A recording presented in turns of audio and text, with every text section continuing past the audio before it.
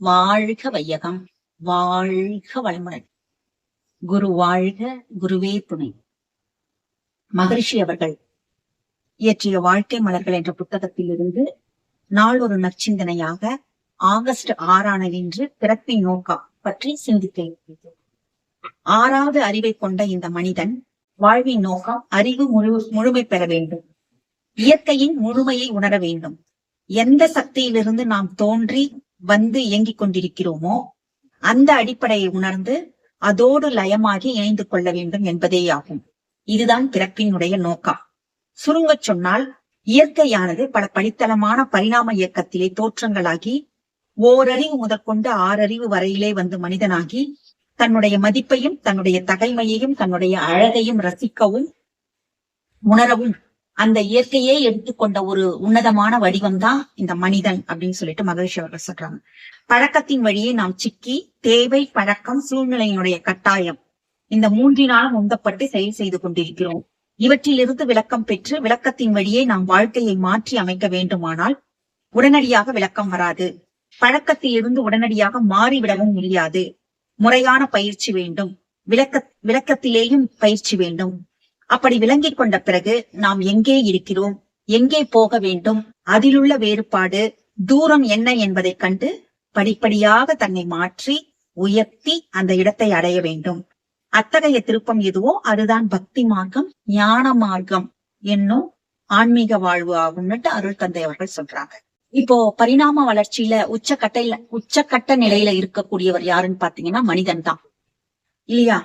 இயற்கையினுடைய முழுமையை உணரணும் அப்படின்னா நாம எந்த சக்தியிலிருந்து வந்தோமோ, இறை சக்தியிலிருந்து, இறைநிலையிலிருந்து வந்தோமோ அந்த இறைநிலையை சென்று அடைவதுதான் பிறவியினுடைய நோக்கம் அப்படின்னு சொல்லிட்டு மகரிஷி அவர்கள் சொல்றாங்க. இப்போ இயற்கையானது பல படித்தளமான பரிணாம வளர்ச்சியில பாத்தீங்கன்னா ஓரறிவு முதற்கொண்டு 6 அறிவு வரை வந்து மனிதனாக இருக்கின்றது.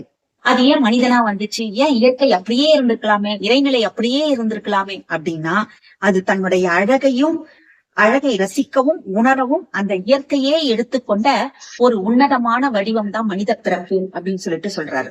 இப்போ இந்த அறிவினுடைய முழுமையை தான் நம்ம உணரணும். அதனாலதான் அறிவே தெய்வம் அப்படின்ட்டு மகரிஷி சொல்றாங்க. அதுக்காக தான் அறிவு திருக்கோயில்னு உருவாக்கி இருக்கிறாங்க.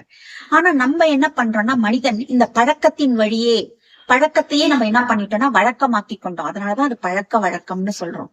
இந்த பழக்கத்தின் வழியாக மனிதன் வாழ்ந்து கொண்டே என்ன பண்றான், அவன் செய்த செயல்களை திரும்ப திரும்ப செய்து துன்பத்திலேயே உழன்று கொண்டிருக்கின்றான். அப்ப இந்த பழக்கத்திலிருந்து மாறுபடுவதற்கு அவனுக்கு விளக்க வழி வாழ்வு வேணும். அப்ப அதுக்கு ஒரு முறையான பயிற்சி வேணும். பழக்கத்தை நான் மாத்தணும்னாலும் அதுக்கு பயிற்சி வேணும். விளக்கத்தின் வழியே நான் என்னுடைய வாழ்க்கையை நல்ல முறையில, சீரிய முறையில நடத்தணும்னாலும் அதுக்கும் ஒரு பயிற்சி வேணும். அது அவ்வளவு எளிதில கிட்டிடாது.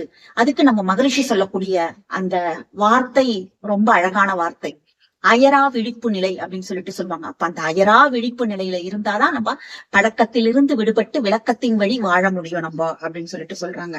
நம்ம எங்க வந்தோம், எதுக்காக வந்திருக்கிறோம், நம்ம எங்க போனோம் அப்படின்றத நம்ம உணர்ந்து கொண்டு நம்மளுடைய வாழ்க்கையை சீரமைத்துக் கொள்ளணும். அப்படி சீரமைத்துக் கொண்டால் நம்மளுடைய பிறப்பினுடைய நோக்கம் நிறைவேறும். மகரிஷியோட வீடியோஸ் இப்ப பார்க்கும் பொழுது பாத்தீங்கன்னா, வினை போனோம், வினைப்பதிவுகளை கழிக்கணும்னா கூட மகரிஷி என்ன சொல்றாங்கன்னா, இந்த 6 குணங்களை நீங்க கழிச்சிட்டீங்கன்னா, 6 குணங்களை சரி பண்ணிக்கிட்டீங்கன்னாவே நம்மளுடைய கர்மா குறையும். அப்ப நம்மளுடைய செயல் நல்ல செயலாக இருக்கும். நம்மளுடைய செயல் நல்ல செயலா இருக்கும் பொழுது நம்மளுடைய அடுத்தது என்ன பண்ணும், செயல் விளைவு தத்துவத்துல நம்ம நற்செயல் செஞ்சா நல்ல விளைவு தான் நம்ம காண முடியும் அப்படின்னு சொல்லிட்டு சொல்றோம். நம்மளுடைய ஔவையார் சொல்லுவாங்க, அரிதரிது மானிடர் ஆதல் அரிது, மானிடராயினும் கூன் குருடு செவிடு, பேடு நீங்கி பிறத்தல் அரிது.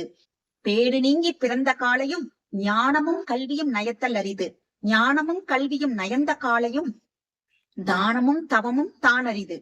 தானமும் தவமும் தான் செய்வாராயின் வானவர் நாடு வழி திறந்திடுமே. அப்பா, நீ தானம் தவம் செஞ்சாவே போதும், உனக்கு எங்க கிடைச்சிடும், அங்க கிடைச்சிடும் வழி அப்படின்னு சொல்லிட்டு சொல்றாங்க. அப்போ அந்த இன்னும் இதை ஷார்ட் பண்ணி சொல்லணும்னா, மானிட வாழ்வினுடைய நோக்கம் என்னன்னு பார்த்தோன்னா, நல்ல கல்வியும் சிந்தனையும் பெற்று அதனால நம்ம இறைவனை அடைய முடியும் அப்படின்னு சொல்லிட்டு சொல்றாங்க.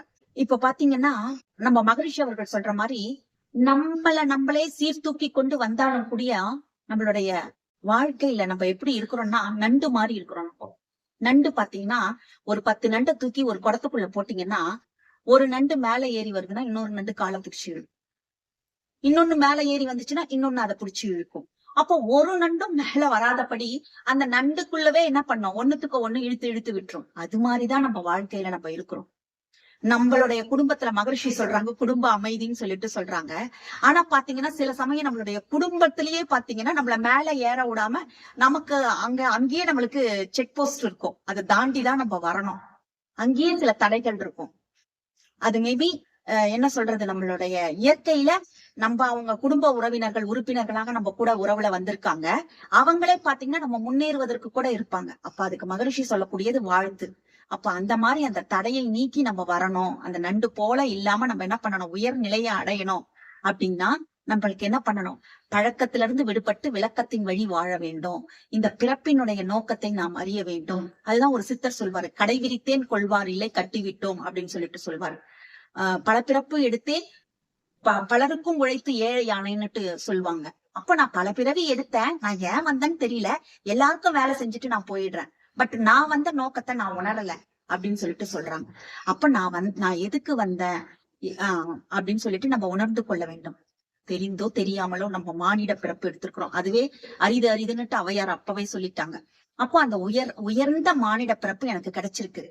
அதுலயும் நான் நல்ல புண்ணிய பதிவு, நானோ முற்பிறவியிலையோ இல்ல என்னுடைய தாய் தந்தர் என்னுடைய முன்னோர்களோ செய்த பதிவின் காரணமாக எனக்கு நல்ல குரு கிடைச்சிருக்கிறார், மகரிஷி அவர்கள், வேதாத்ரி மகரிஷி அவர்கள் கிடைச்சிருக்காரு. அப்ப அவரை பிடிச்சு கொண்டு நம்ம என்ன பண்ணணும், நம்ம இந்த பிறப்பை அறுத்து பிறவி பயனை நாம் அடைய வேண்டும் என்று கூறி வாய்ப்புக்கு நன்றி கூறி அமைகிறேன். வாழ்க வளமுடன்.